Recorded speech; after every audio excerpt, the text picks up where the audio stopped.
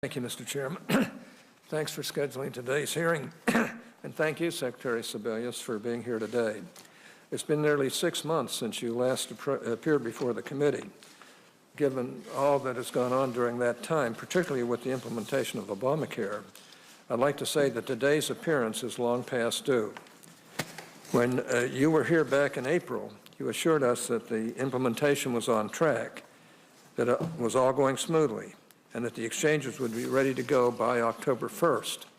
Now it appears that your statements from the previous hearings were at best misinformed. From where I sit, things do not seem to be going smoothly at all. In fact, I think we would all agree that thus far the implementation of the so-called Affordable Care Act has been an absolute debacle. You admitted as much last week when you testified before the House Energy and Commerce Committee when you said, quote, "Hold me accountable for the debacle. I'm responsible," unquote. Madam Secretary, while I'm glad that you are accepting responsibility for this disastrous rollout, I would have preferred that you and the rest of the administration were honest with us to begin with. Perhaps in April, you really did believe that things were on track, but you had to have several indications before October 1st that there were problems with the website and with the exchanges. It is simply inexcusable that the members of this committee were not told earlier that these problems were occurring. And it wasn't for one of asking. I personally sent you a number of letters asking for details on the information and implementation of the health care law, many of which were ignored entirely. This cavalier attitude toward a Senate committee with oversight jurisdiction over your agency is, to put it simply, appalling and needs to be rectified. If the past month has been any indication, there are likely to be numerous additional problems ahead. That being the case, I think it's only proper that you provide this committee with more regular updates on the issues with which you are dealing.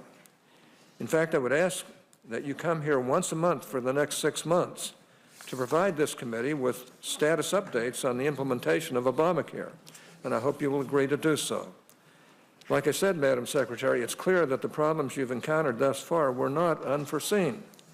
2 separate reports, one from the Government Accountability Office in June and another from the Department of Health and Human Services Office of Inspector General in August, identified significant implementation challenges months ahead of the October 1st deadline.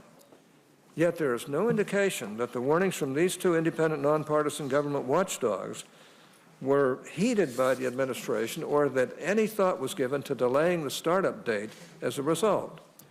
When you were here in April 1st, I raised concerns about whether adequate testing was occurring to ensure that privacy controls were in place for the exchanges.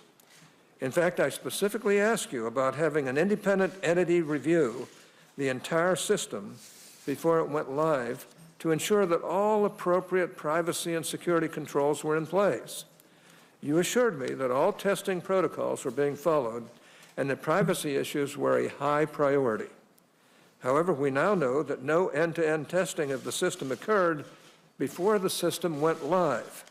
None. In fact, key CMS officials knew on September 27th that there was a high security risk to the system if it went up as planned.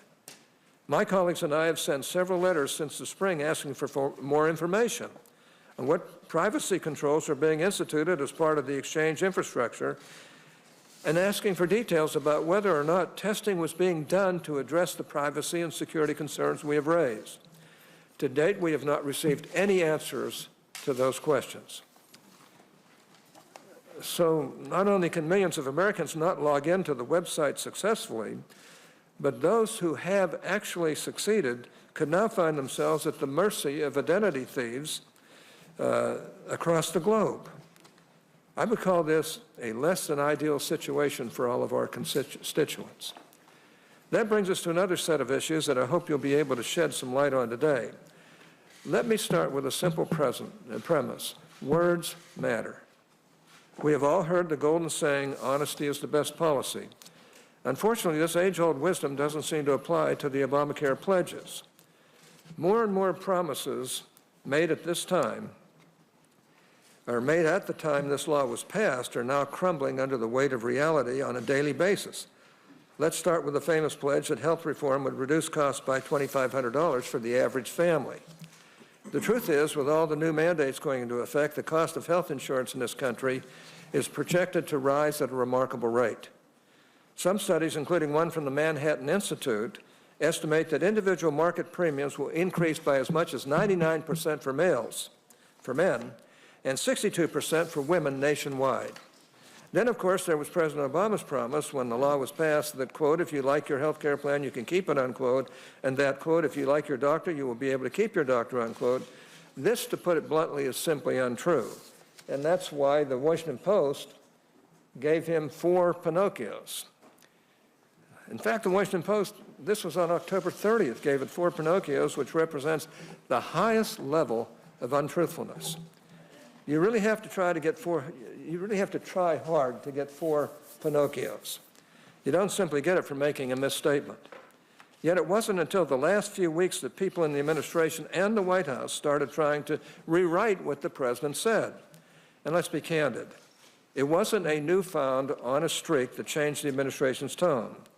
It was the fact that Americans started receiving cancellation notices from their insurers.